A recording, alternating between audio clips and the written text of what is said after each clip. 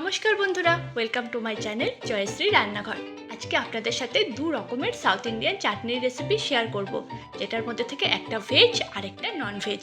আর এই চাটনিগুলো কিন্তু যে কোনো সাউথ ইন্ডিয়ান ডিশ যেমন ডোসা, ইডলি এগুলোর সাথে খুব ভালো যায়। তাহলে বেশি দেরি না করে চলুন তাড়াতাড়ি শুরু করা যাক। প্রথমেই আমি একটা কড়াইতে সামান্য সর্ষের তেল গরম করে নিলাম। তারপর তাতে দিয়ে দিলাম বিউলির ডাল আর চানার ডাল, আর এটাকে বেশ ভালো করে একটু নাড়াচাড়া করে নেব। তারপরে এখানে দিয়ে দিলাম আদা আর রসুন, তার সাথে দিয়ে দিলাম কাঁচা লঙ্কা আর পেঁয়াজ। তারপরে এটাকে আবারও বেশ ভালো করে নাড়াচাড়া করে নেব। একটু নরম হয়ে আসার পর টমেটো দিয়ে দিলাম। আমি এখানে দুটো মিডিয়াম সাইজের টমেটো দিয়েছি। ভালো করে নাড়াচাড়া করে একটু ঢেকে দেবো। আর টমেটোগুলো যখন একদম সফট হয়ে আসবে তখন এটাকে আবারও একটু নাড়াচাড়া করে এখানে আমি অ্যাড করে দেবো সামান্য পরিমাণে একটু নুন, কাশ্মীরি রেড চিলি পাউডার, গরম মশলা আর তার সাথে 1 চামচ মতো চিনি। আর আবারও এটাকে বেশ ভালো করে একটু নাড়াচাড়া করে নেব। যখন জিনিসটা একদম নরম হয়ে আসবে আর নিজের থেকে হালকা একটু তেল ছাড়তে শুরু করবে তখন আমরা ফ্লেমটা অফ করে দেবো আর এই পুরোটাকে একটা গ্রাইন্ডারে নিয়ে নেব। একটু সামান্য ঠান্ডা হওয়ার পর আমি এখানে সামান্য পরিমাণে একটু জল অ্যাড করব, খুব বেশি করব না।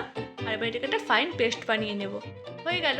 এবারে কড়াইতে আবারও একটু সরষের তেল গরম করে সামান্য একটু চানার ডাল, একটু বিউলির ডাল, দুটো ড্রাই রেড চিলি, সামান্য একটু কালো সর্ষে দিয়ে দিলাম। আপনারা যে চাইলে একটু কারি পাতাও এখানে অ্যাড করতে পারেন। তারপর এটাকে বেশ ভালো করে নাড়াচাড়া করে এই পুরো জিনিসটাকে যে চাটনিটা আমরা বানিয়েছিলাম সেটার মধ্যে ঢেলে দিলাম। আর এটাকে বেশ ভালো করে একটু নাড়াচাড়া করে নেব। এটাতে কিন্তু সাউথ ইন্ডিয়ান ফ্লেভারটা খুব ভালো আসে। আমি এখানে কারি পাতা অ্যাড করলাম না, তবে আপনারা এখানে কারি পাতা অ্যাড করতে পারেন। ব্যাস আমাদের এক রকমের ননভেজ চাটনি রেডি। এবার ভেজ চাটনি বানানোর জন্য আমি কিছু বাদামকে এরকমভাবে ড্রাই রোস্ট করে নিলাম। দেখুন বাদামগুলো কিন্তু আমরা বেশ লাল লাল করে ফ্রাই করে নেব। এই দেখুন হয়ে গেছে। এবার হালকা হালকা একটু খোসাগুলো ফেটে উঠেছে, তার মানে এটা আমাদের রেডি। এক্ষেত্রে ফ্লেমটা অফ করে আমরা এগুলোর খোসাটা ভালো করে ছাড়িয়ে নেব। দেখুন খোসা ছাড়ানো হয়ে গেল। এবার এগুলোকে আমি গ্রাইন্ডারে দিয়ে দিলাম। তার সাথে আমি দিয়ে দিলাম এখানে কোরানো নারকেল। দেখুন এরকমভাবে আমি কোরানো নারকেল দিয়ে দিলাম। তার সাথে আমি দিয়ে দিলাম দুটো গ্রিন চিলি আর সামান্য পরিমাণে একটু লেবুর রস। তার সাথে দিয়ে দিলাম সামান্য পরিমাণে একটু নুন আর 2 টেবিল স্পুন চিনি। এবারে একটু জল এখানে অ্যাড করে দেবো, খুব বেশি করব না। আর আবারও এটাকে আমরা সুন্দর করে পেস্ট বানিয়ে নেব। দেখুন ফাইন পেস্ট হয়ে গেছে। এবার এটাকে একটা পাত্রে আমরা ঢেলে রেখে দেবো।